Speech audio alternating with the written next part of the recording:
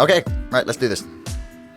Okay, so hello everyone. Welcome to another episode of Chatter. Today I am delighted to be joined by Chris Ferguson, PhD psychologist, author of Moral Combat, Why the War on Violent Video Games is Wrong, and How Madness Shaped History. Chris, welcome to the show. Thanks for having me on today. I appreciate it. No problem. So yeah, I found you because your Twitter account, which is constantly pumping out interesting takes on stuff. I haven't gotten canceled yet. All right, that's I mean, that's a bonus. Yeah. That's why I've managed to keep going. No one has yet cancelled me. We'll see. Hopefully not. But yeah, so you talk about a lot of on the wire issues, shall we say?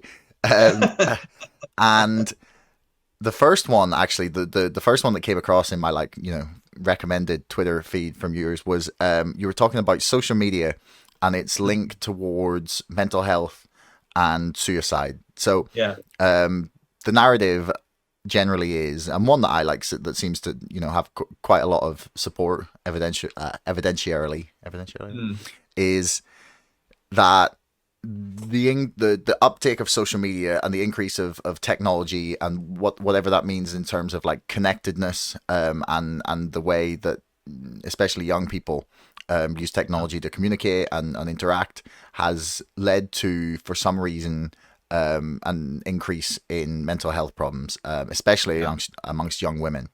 Now people point at things like Instagram for presenting unrealistic body images or things where people on social media generally will make their lives out to be better than they are, and then everyone will be like, oh my goodness, my life sucks in comparison, and or there's things like this inability to sort of disconnect from that and sort of retreat from the madness of the world and have like sort of time where your brain switches off. Like there's a lot of things people point to, but one of the things that I saw that you, and maybe correct me on your actual exact take on this, but like it seemed that you were suggesting that there isn't as much of a link between social media and this rise in mental health problems as we would maybe think. Correct. Yeah, absolutely. Yeah, there's probably a few different directions I could kind of go with that. I mean, probably one thing to maybe try to keep in mind is like thinking for people who are old enough to remember, like 20 years back, if you thought like the early 2000s, there was a very similar narrative about like violent video games and mass homicides and all the kinds of other horrible things we did. And same kind of narrative, like politicians and some scholars are out there in the news media. Everybody's kind of on board with this idea, like the evidence is conclusive that there's this effect of violent video games in ways that matter in the real world, and we should have legislation to prevent kids from accessing this material. Is a public health crisis. And then now here we are 20 years later, and the narrative is really changed quite a bit. There's still some people that believe that, by all means, but in terms of it's harder pressed to find someone who's in the field, at least, that would make that level of claim,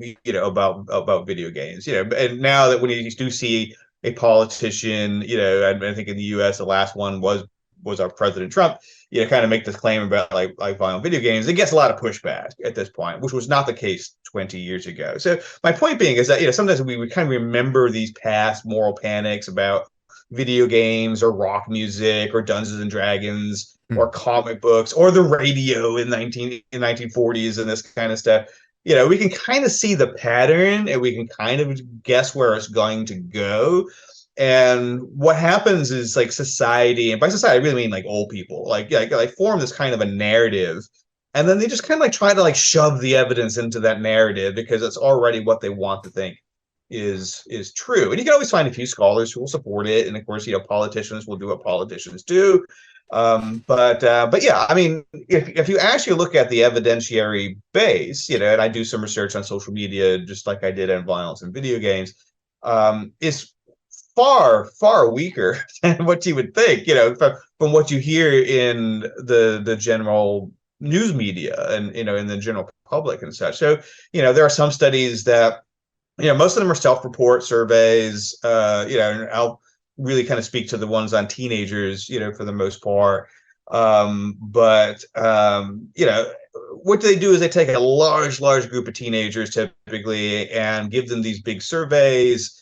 They don't really check that the kids are filling them out reliably. First off, that's one thing that's worth noting. You know, so we don't even know that the responses are terribly reliable for the most part.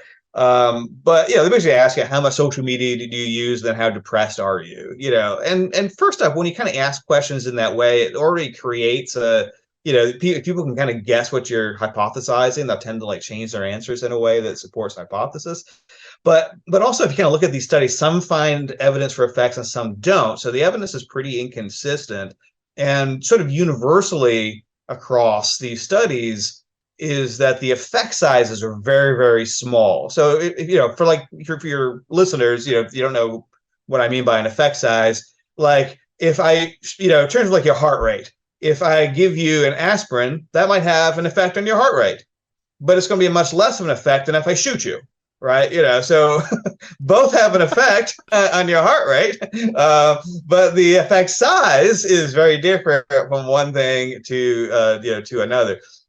So what we tend to find is in these studies. Now the thing is, this is a bit of statistical inside baseball, but the bigger the sample, the more likely you are to find statistical effect size is the same as like for eating potatoes on suicidal ideation, or in my case, wearing eyeglasses on suicidal ideation. You know, but so like literally, you can find statistically significant relationships between all of these things, but we don't run around, you know, warning parents about the dangers of eating potatoes or wearing eyeglasses.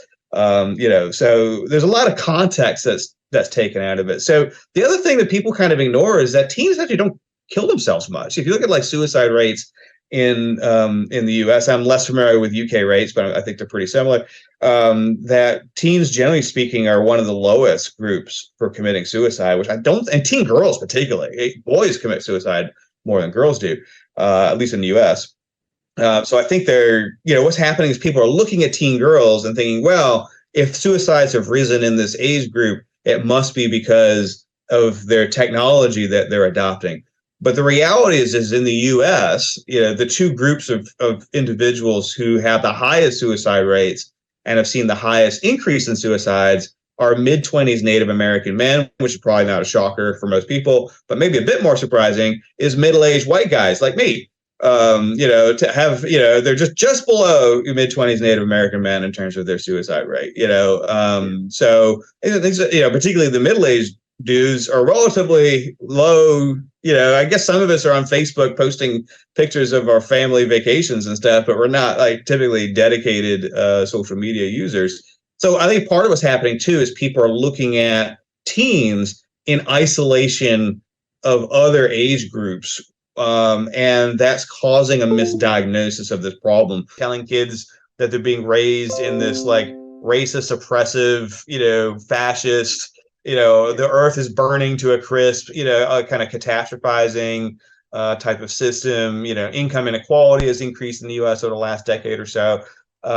Political polarization, you know, as you may have noticed, has increased in the U.S. So we have a lot of things that are going on in the U.S. and of course other countries are experiencing. I joke that like whatever we do, Canada wants to like excel at even greater levels for some reason. I don't know why. You know, so if you think bad things are bad in the U.S. and they are, you know, try Canada. But anyway, so there are a lot of things that are happening, and a lot of these things are negative, or at least the narrative around them is very negative.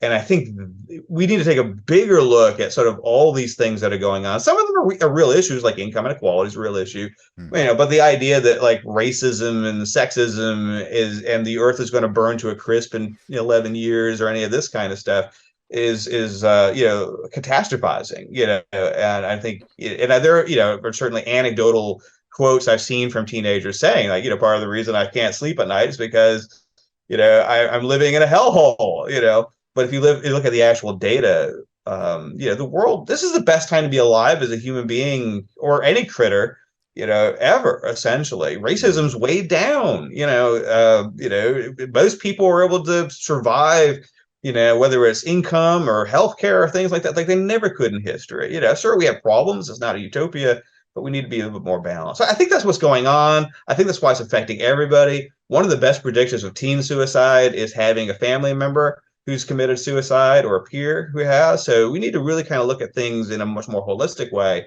than like obsessing over teens only and then trying to tag that to something teens do. So I think the evidence all around is just not good for this narrative. So right, just to make sure I've got this right, basically what you're saying is that in a lot of senses, the rise in mental health problems is not associated just to teens, and therefore we can't attribute it just to an increase in social media use amongst younger people. Correct. So we can look at other things. So yeah, there's definitely like climate anxiety or climate, I don't know, there's a term for it. I think it's climate, is it climate anxiety? Or sure. I believe it. Something probably it sounds good. It sounds right. Something like that. In the middle of the term today, if not. Yeah. So, but there's that. There's I don't know, just the interconnectedness itself perhaps makes people a lot more aware of a lot of the tragedy that exists in the world, whereas before maybe you would have heard about the odd murder or something on the news. But like aside from that, like you knew what was going on your street, you know, right. or in your town, or you know, that's your understanding of the world didn't go to, oh my goodness, look at like, hey, these just stop oil people like in another country doing this thing, or you know, look at these people suffering in a war halfway around the world, you know, in many cases of which we've started, but but like. We were just further disconnected from it. So do you think that, like, so what would your assessment be of the primary factor that's driving this? Yeah. Well, I think, you know, people have a difficult time distinguishing anecdote from like a generalized experience, you know. It's like, so we call it the availability heuristic, you know, in psychology, that if you can remember a really striking anecdote, it tends to, or a series of anecdotes. I mean, airplane crashes are kind of like the cliche example of this, that people tend to vastly overestimate the frequency with which, you know, that is happening, you know. So we see this, and it's complicated, right? You know, so, you know, obviously one thing we're struggling with in the US is, of course, like the mass homicide issue, right? You know, that we have, you know, probably per capita more mass homicides than other countries do. Now, other countries do have them. Serbia just had 2 in a row in the last month. You know, so it does happen in Europe. It does happen in other parts of the world, you know, as well. But, you know, because we have, you know, a lot of firearms, then it's not a shocker that they would occur more frequently in the U.S. But they're still very, very rare, you know, in the U.S. So with a lot of these things, too, I think people have difficulty realizing a problem can be like a 4 instead of everything has to be an 11, you know, kind of thing. So I think what happens is people see these anecdotes. They are terrible. They're tragedies, and of course, you know, they're frightening.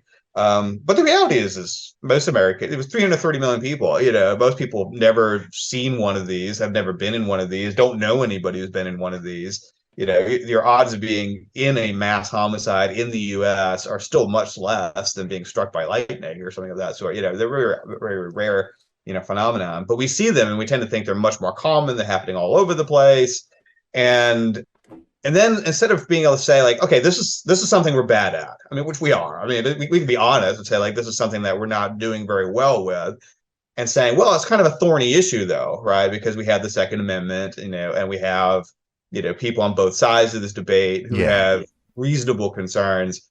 So how do we find a road forward, you know, in a compromising way to try to make things incrementally better? The narrative becomes, you know, we haven't fixed this. We never will fix this. Screw. I don't know how you feel about swearing. I should have asked that. By the way. It's fine. Go for it. Fuck the other side. They're all fascists or communists or whatever, you know, and the U.S. sucks, you know. And then of course it doesn't help. They have a lot of Europeans also going, the U.S. sucks, you know, also, you know.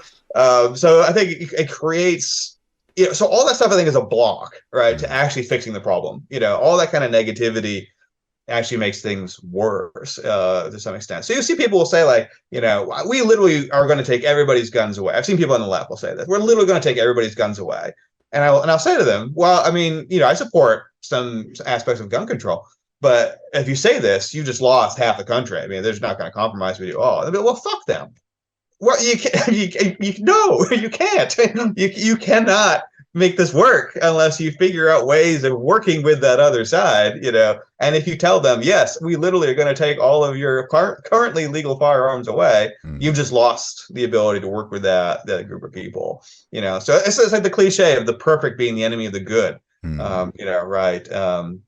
But yeah, I mean, I'm sort of struck by that. How I mean, I've lived in the U.S. all my life. Yeah, but yeah, it's embarrassing, of course, that we have this problem with mass homicides.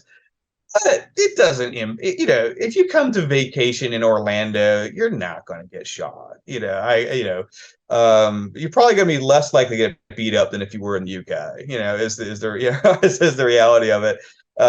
So you're going to be fine, but people are going to think, oh my God, it's like they're shooting each other in the streets. And no, we're not, and those kind of like narratives, I think, actually make progress. Again, it's not that it's not a real issue. Maybe you could say mass homicides is like a 6, we really should do something about it. Right. But it's not going to like impact any of us on a daily basis, most of this. And we can treat it like a 6. And if we treat it like a 6, we might actually make more progress than if we treat it like an 11. Which is what we're doing, what we're doing now. So I think a lot of that kind of stuff gets in the way of, it's all the emotion, right? All the emotion and fear and also sanctimoniousness around it that actually gets in the way of people being able to sit down with others who disagree and come up with workable solutions to a real problem. Okay. So like, the hysteria might be like an 11, right? But the actual reaction isn't. This is like, so you get, oh, we need to take all the guns away, but that's not a serious response. Right. Like people treat it like this monstrous issue, but they don't want to do anything about it. Like maybe you stop putting so many kids on horrendous dissociative drugs. Maybe. Maybe just maybe. You could like try and deal with the economic system or situation in some of the more impoverished parts of the country, and people wouldn't feel either desperate enough to just go out and start shooting or isolated enough because they have nowhere to turn. The shooting is not. It's that this is going to sound bad. The shooting is not the problem. Obviously, that's a huge problem, right? But that's like the shooting. The shooting if you're on the receiving side of it is the problem. Well, yes. I mean, if you're on the other side of it, it's still a problem. Like you're still a problem, sure, yeah.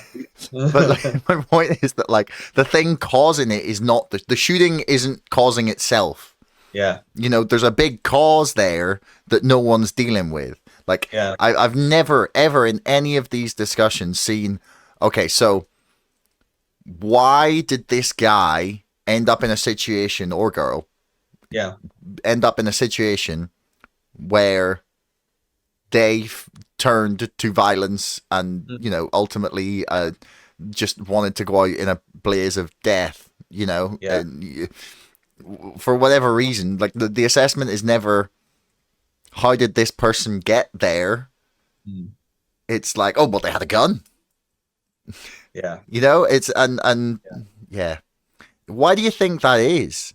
Like, why do you think that? Because it happens enough, right? Like you get, I don't know, maybe one every couple of weeks still. Like, I know it's a massive country with a lot of guns. So it's still a tiny portion of what's actually happening in the country. Right. But they happen frequently enough to spark this debate frequently enough. But that's never the way that the debate goes. It's like, well, we're going to take all the guns. Well, no, fuck you. You can't have our guns. Right. Yeah. Which is not a productive discussion. No, exactly. So like, what's going on that we're not getting to the productive discussion? Yeah. Well, I think, I mean, a lot of it's tribalism, right? People get on both sides of this thing and then they come up with narratives like truisms, and everybody then ends up with social pressure to support the truisms. So for instance, if you were, we're talking about like the guns and, and of course, as you say, this is a complicated issue, but on the other hand, we have to recognize guns are a part of it. I mean that, if you look at, for instance, and a lot of people in Europe don't know this, if you actually look at the assault rate in the U.S., just people beating each other. That's why I make a joke about the UK. So sorry about that. But actually, our assault rate is about average for a European country. We don't really assault each other any more than, say, France. In fact, you're more likely to get beaten up in Paris or London. I mean, I made a joke. It's true. You are more likely to get assaulted in the UK than you are in the US. You can try this empirically. You can go into a bar in Miami and say, I hate the Miami Dolphins, and see what happens. And then go to Manchester and say, I hate Manchester United, and see what happens. I bet over a number of repetitions of this, you will see that you are in fact more likely to get assaulted in the UK than you are in the US. So and people point out, well, all right, blah blah. And it's true actually. All the Anglophone countries, with the exception of Canada, so the UK, Ireland, Scotland, New Zealand, Australia, all have higher assault rates than the US. So does France and Belgium. I don't know what's going on with the Belgians. I don't know if they're not French, they're not Dutch. They don't know what's going on. I don't know. Maybe that's got something, that's making them antsy. But so people point out, well, yeah, that's nice, but you have this really high homicide rate, which we do compared to Europe or Japan or South Korea, places like that. Not compared to Brazil or Venezuela or Mexico. If you want, those or South Africa, those are the places that are really on fire. But we do for European country, we have way high homicide rate, and so then it comes to question, well, what's the difference, right? I mean, well, obviously, firearms make it easy to convert an assault into a homicide. In the UK, you guys have to have a lot of actual energy, right, to strangle someone or beat them with a pipe or something of that sort, knife them, right? You got to knife them. That's the London style. Yeah. It takes more effort. Who wants that? So it is part of it, but and then on the right, I think people will be really, really they don't want to give any ground and acknowledge, well, probably firearms are an element of this issue, but then of course they'll point out, well, yeah, but if you look at the 1940s, we still had the Second Amendment, we still had firearms everywhere, and our violent crime rate was not much different from Europe, at the time, right? That's a very fair point to make. So it's not just that, and some of it is mental health, which means that people on the left are not going to want to admit that that's part of the problem. If you look at mass homicide perpetrators, they almost all have serious mental health issues of one sort, or another. And that's, again, verboten to say on the left. So, I mean, there's a lot of this kind of walls around a bunch of different other issues as well that are I just can't admit that mental health is a part of this issue, or I just can't admit that maybe having a lot of guns around is a part of this issue. Because if you were to admit those two things, you might start to say, well, maybe we don't want the mentally ill to have the guns, and then, maybe we could try to come up with some reasonable policies that would make it, it's going to inevitably make it a little bit more difficult for people to get firearms, but but maybe, some of that's okay. We have to get a license to drive and do other things, so maybe, an occasional, even if it's a 10-minute visit with a psychologist or something, or, or whatever, or if you've had a history of, beating your wife or being a member of a gang or something of that sort, or you've been in a psychiatric hospital, maybe you should be on the. I mean, we're starting to move in that direction. We do now have what are called red flag laws, which are kind of like that, which are give a picture what it sounds like. If you assault your spouse or have schizophrenia, then you get flags. So you're not supposed to. I think theoretically the police can come to your house and take your firearm, but. So we're moving in that direction a little bit, but that was bipartisan, but it required people to kind of admit, well, maybe we don't want an AR-15 in someone's hands if they have schizophrenia, and that requires both sides to admit that or like you said, poverty, that, we want Chicago to be different than it is today, or some parts of it, right? If you walk through downtown Chicago, it's fine, but there are parts of it that of course there are parts of Paris you don't want to go to either, but we'd like that to not be the situation that it is, and part of that is acknowledging that we do have a certain percentage of the population that is economically struggling, and maybe again the right don't want to do that because that means more taxes and giving the money from wealthier people to people that are struggling, and and the left is really in the I don't know about the UK, but in the left, they've really turned away from class issues a lot, in the left. So it's all about like race and that kind of stuff now, or identity. Yeah, we're pretty much there in the UK. It's really, really pisses me off, if I'm quite honest. And it doesn't even have to be class issues. It's just like economic issues. Yeah, they've abandoned all of it. Yeah. In pursuit, people just get weird ideas about what to do in school too. Rather than we have a whole thing about reading now that that they abandoned phonics and started doing this like whole word reading, which is almost like, it sounds to me like trying to like decipher hieroglyphics in a way. It's like the weirdest way of teaching. Yeah, it's very, very strange. It doesn't work. So now some schools are switching back to phonics, I think, but also just like the whole like critical race theory debate and that kind of stuff. Like, maybe we should get kids like learning math before we tell them that the U.S. sucks. Yeah, but man, math is racist. That's what I've heard. Yeah. Does 2 plus 2 really equal 4? I don't know. Does it equal oppression? Yeah, I've seen that, the decolonizing math stuff, where like getting the right answer is no longer, I'm going to be nervous crossing a bridge in the future if this is, these become our engineers. But like, do you know what the most stupid part about that? You got to decolonize math. Do you know what the dumbest and actually most fucking discriminatory bit of that is? Right? Yeah. They are suggesting that like competence in mathematics is the mark of the oppressor of the colonial West, right? Yeah. So as if Africa is just like inherently bound to get it wrong and don't have they don't have the capability, or they were too free. They were too free before the evil colonialists came and taught them how to do a sum. Yeah. And now they are oppressed by, mathematics. I don't even like. It's such a stupid argument. It's a weirdly racist argument. Yeah, right. Like, that getting the right answer is whiteness would come to a surprise to a fair number of like Chinese, Japanese, South Korean, Middle Eastern, Indian, name other places, South American, mathematicians who are doing a ton of math, and historically, a lot of, in the Middle Ages, math was, handled mostly through North Africa and the Middle East and stuff. Yeah. They didn't want to get the right answer. The Persians, Ottoman Empire, yeah. This is a good example of how like the wackiest ideas can like take hold in a group of people I think are fairly smart, and with the right social milieu, it is this like the emperor has no clothes kind of effect that everybody knows that we probably should teach poor kids math. Like if you want them to like excel in life, that like reading and math and getting the right answer and speaking some kind of coherent, uniform version of their national language, whatever that is for any given country, is probably good.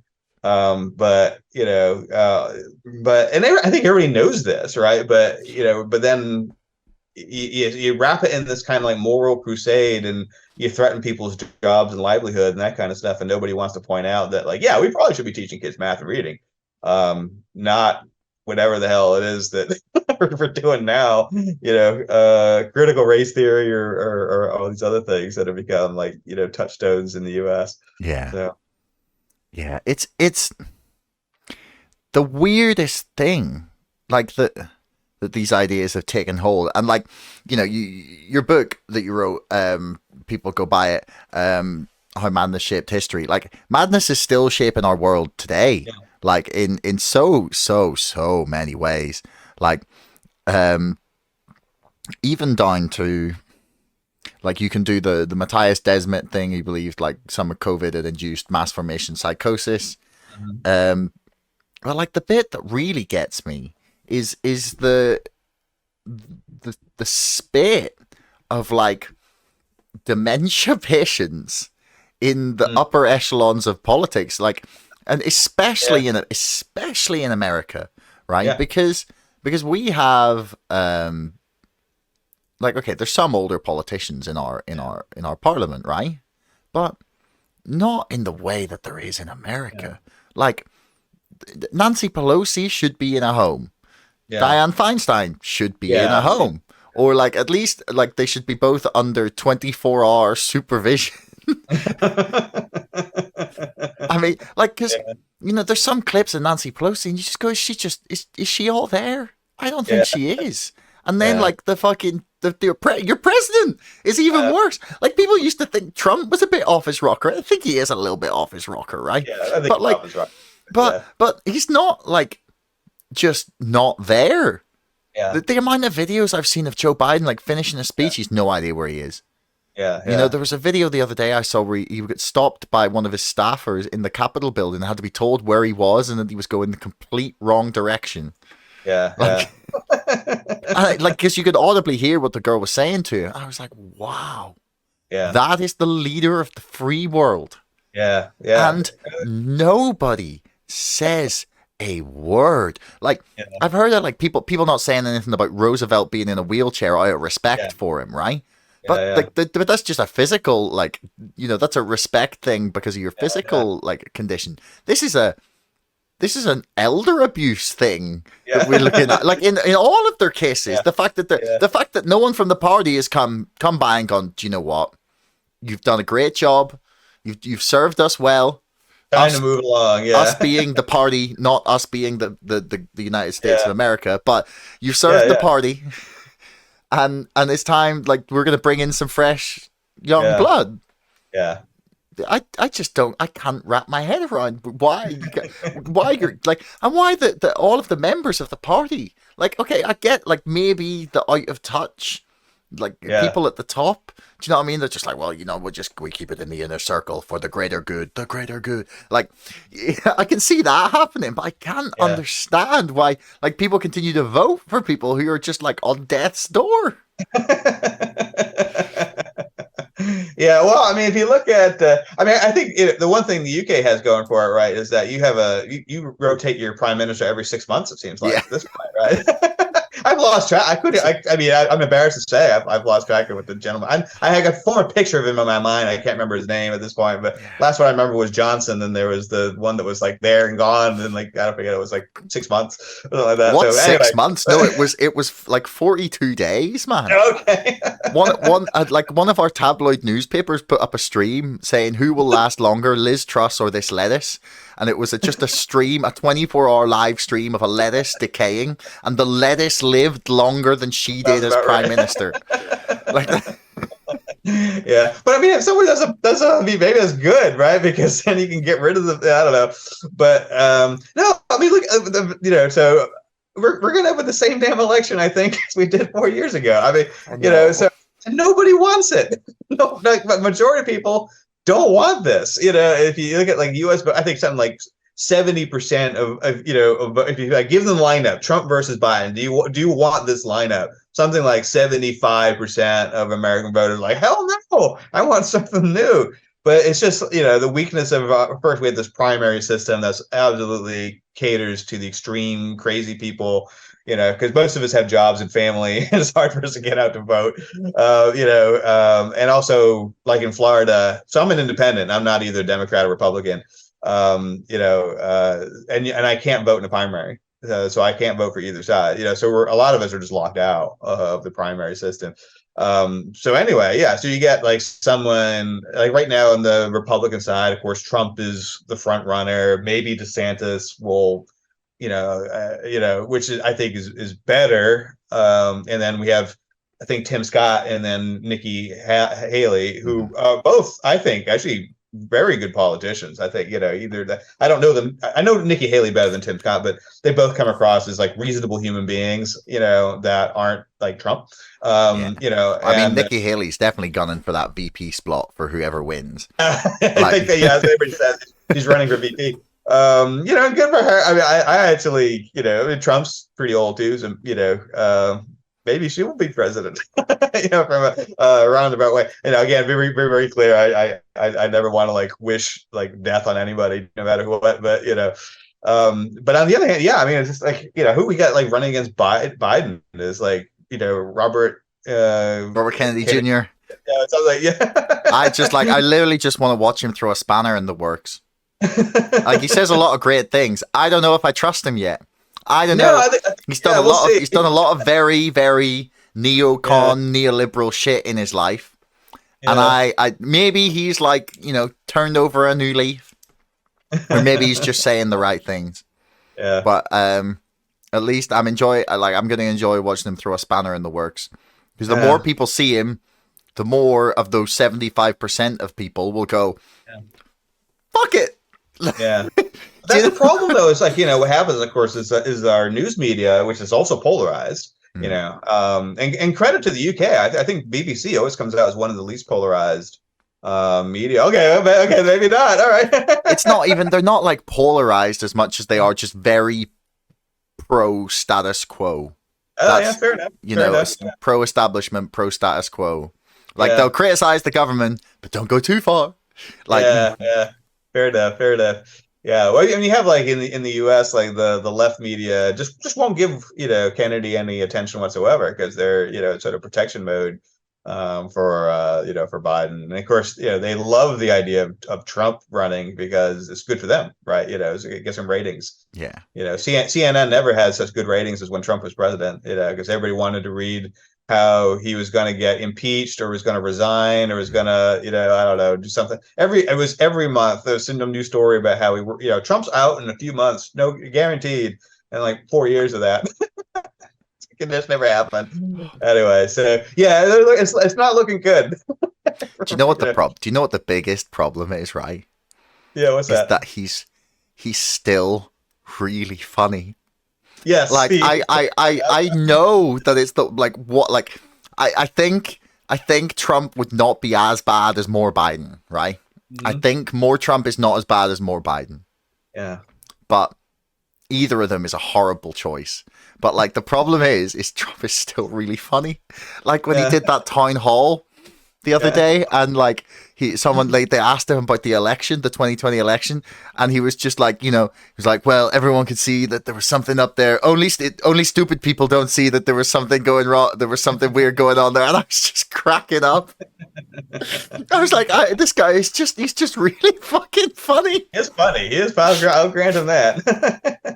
It's But no, it's the shame is we on the Republican side we do have some backbenchers who would be pretty good. I mean, like I said, Nikki Haley or Tim Scott, something like that might be all right. Even at this point, I would even give Pence a chance. But on the Democrat side, I mean, the other problem is there's nobody nobody likes Kamala Harris, and Pete. I can never pronounce his last name, Buttigieg or something like Buttigieg. that. Yeah, I can never pronounce his last name. I 4 years I haven't been able to get it. The Is not. invisible transport secretary. Yeah, I mean, So I mean, we have like the mayor of New York, Eric Adams. I think probably would if they have to like go down to like a lower level, bring somebody up pretty high, and I think they do have some people that are maybe a few generations down. But the people that would probably be at the forefront of replacing Biden, nobody wants. So I think that's the Democrats' big problem is Biden or nothing, and they kind of know it. For this election, and they're going to think about it. Like if it did come down to like Biden versus Trump, like I agree with you in the sense of like neither is a good choice, and I'm tempted to write in Bugs Bunny and just send that in for all that my vote's going to be worth on this one, I think. Jesse You know, Ventura, get the right in for Jesse. I might try it if they do. There are always these third parties that threaten to, we have one, no labels, I think so maybe what the hell, I'll vote for a third party as a protest vote or something. I don't know. But I do kind of think about like in terms of like, is the United States better now than it was 4 years ago kind of thing? It's, I don't know. I mean, I would say, in my area, so I occupy very lefty spaces because I'm an academic. I'm on the center left myself, and I would say, like, if you say it's like wokeness, for lack of a better term, or critical social justice, whatever you want to call this thing, is it better now than it was? Yeah, not because of anything Biden did, if anything, I think he sometimes has catered to that, but um, but I do sort of worry about the sense of like having like Darth Vader, essentially in the form of Trump. Is that like motivating for a bunch of illiberalism on the left, that I have to deal with, so that's also part of the calculus is like, which of the two evils is calming the US down better? Neither one is doing it super effectively. But I think that, in the last couple of years, there's been a lot more like pushback against this kind of illiberalism on the left than there had been, 3 or 4 years ago. And that's good. And it's one of those things like, if it ain't broke, don't fix it, so I'm a little wary about going back to the Trump years, which seem to fuel a lot of the craziest stuff on the left. They fuel a lot of crazy stuff on the right too, but I don't know. I don't know what to do. When some miracle happens and we end up with, Nikki Haley versus Eric Adams or something like that. That'd be like, woo, I don't know over either, but at least there's a couple good choices. Yeah. But alas, what'd be more interesting would be DeSantis versus RFK Jr. Oh yeah, that would be a fascinating race. Yeah, because I mean, I'll say DeSantis. I mean, as a Florida resident, Florida's fine. I mean, everybody's all like, "Oh my God, Florida's a fascist hellhole." Oh, it's fine. So I understand some people are, he is a culture war, bomb thrower. There's no question about that. He does it very well, though. He does it very well. He's got a real sense of theatricality that lends itself to running for president in America. Yeah. And the things that, it's like he gets in these scrapes that are like, there's no good guys, like the Disney versus DeSantis thing. There's no good guys in that. Like everybody screwed that up and everybody's acting like children, So, I think that the problem for like Disney in that situation is, we have this maxim in the US. I don't know if you have it in the UK, but try not to get into a mud fight with a pig. Everybody gets dirty, but only the pig has fun, kind of thing. Like DeSantis is the pig, and like, Disney stocks are falling. I mean, they just had Little Mermaid, so they're raking in like billions now. But, until that, Little Mermaid, did that not? It's like the worst opening weekend of anything that Disney have released, or something like that. I was just looking. I think they got like 117 million or something like that. I saw something that said it was doing terrible. Maybe that was like overseas. Oh no, I think overseas it did terrible. Yeah, I think that's true. And I don't know why that is, but in the U.S. it did very well. It got like 117 million in the U.S. in this opening weekend. Well, that's disappointing. Yeah. Well, I mean, yeah, I'm not the target demographic for it. But yeah. But that was like the shining light for Disney, I think, at least in the U.S., was that they did well with that movie. But before that, their streaming service was hemorrhaging money, and people's attitudes towards Disney have plummeted. I think a lot of this culture war stuff they got embroiled into. Because I think we're seeing like people don't. What's that? They destroyed Star Wars. Oh yeah, there's that too.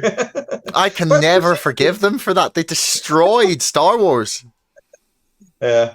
Well, they did. I would say. I mean, I actually think Lucas kind of destroyed it, right? Wow. I mean, initially, I mean, like I didn't even like Return of the Jedi. I thought the problems were already evident in Return of the Jedi to some extent. It's such an insipid, the whole like Ewok thing. It's just. It really is kind of a dumb movie if you really like stop and think about it. Good special effects, but the first two movies were excellent. And it just never recovered as a movie series. But but I was gonna say, like, I think what we're seeing like is like consumers don't, for the most part, want their companies to get involved in culture war stuff. I mean, we're seeing that with Bud Light, and Target, and this kind of stuff. So I think companies thought consumers wanted them to do this stuff, and now they're sort of learning that really customers don't. And so like the big winners have been like Trader Joe's. I guess you probably don't have that in the UK, but it's like a not restaurant, like a supermarket chain we have here, like higher end, Market Spencer's, I guess, kind of level type of stuff. And they have these like lines like Trader Ming's and Trader Jose, which kind of like are ethnically coded. And of course, like 3 years ago, people were like, "That's racist," whatever. And Trader Joe's was like, "Fuck you," and they just kept doing it, and they're doing fine. I think that's what people want a little bit more of, is just for less capitulation to some of this culture war stuff, but anyway. Yeah, what do you think's going to happen with the whole Anheuser-Busch and Bud Light thing? Because I've been watching it, and like every single time I see it, it seems like they make some decision that makes things worse. Like they. Sounds about right. They've seen this tiny little fire, right? And they've gone, oh, shit, and they've ran and grabbed a bucket of something, and they're going, oh, fuck, right, throw it on, and then it's like petrol. It's, oh no, right, okay, grab that other bucket, and they've thrown it on. There's more petrol. It's like, they're not doing well. Their stock prices declined, sales have declined, and they've stayed that way. So everyone's like, oh, this will blow over. It didn't. It didn't blow over. So some of it's maybe making a mountain out of a molehill sort of thing. I think the problem was less that they gave this, it really was, they gave like a 6-pack to this individual, and I'm going to mess up their name, Dylan Mulvaney, I think, or something like that. I apologize for goofing up, their last name. But and I don't think, the grand scheme, I don't think that's the hugest deal. Dylan seems like a nice person as far as I can tell. But, but I think the two issues. One is, I think there are a lot of complaints on one side that, Dylan is sort of comes across as a bit of a caricature, both of trans individuals and of women to some extent. So, there's some controversy around that. He's usually a very positive person. So, or I should say she, so I wish her well. But I think the other thing is in some of like what could discover was in some of the narrative from, and I don't remember her name, but the person that was kind of in charge of the marketing strategy for this was kind of saying like, we need to change and we need to like reject these old bigots. That's not what she said, but basically that was the message thing that came across in that. Yeah. And the worst thing a company can, you don't want to like, this is what politicians do too. I mean, you don't want to call like your customers assholes, right? It's like a really poor marketing strategy for the most part. So I think there are probably ways that they could have blown over, the initial thing. But so I think it was less in some respects about Dylan Mulvaney, or again, I'm messing up her name, and more about this sort of narrative of like telling your customer base that they're assholes, sort of thing. I think other companies, I always pick on like Dungeons and Dragons. I think it's kind of has had a similar kind of a problem. But I think there've been a few companies. Star Wars, have had that sort of like, fan baiting, sort of strategy of, we're ready for the racist outcry of, putting a black actor in a stormtrooper, sort of thing. And like, I don't think most people cared. No one cared. No one cares if you write a good story. Like literally nobody cares if you write a good story. Do you know what? Do you know when it becomes a problem? Is when there's no story, or the story fucking sucks, right? Yeah. And the character's only thing is that they are insert minority, here. Yeah. Like, that's where it gets irritating. And people go, well, that's their only character trait. That's not a story. This sucks. Right. And they go, oh, it's racism. Yeah. Well, I think the thing we're saying for the U.S., if what I understood from the box office was correct about Little Mermaid, is obviously audiences in the U.S. are perfectly happy to see, a black actress play Little Mermaid.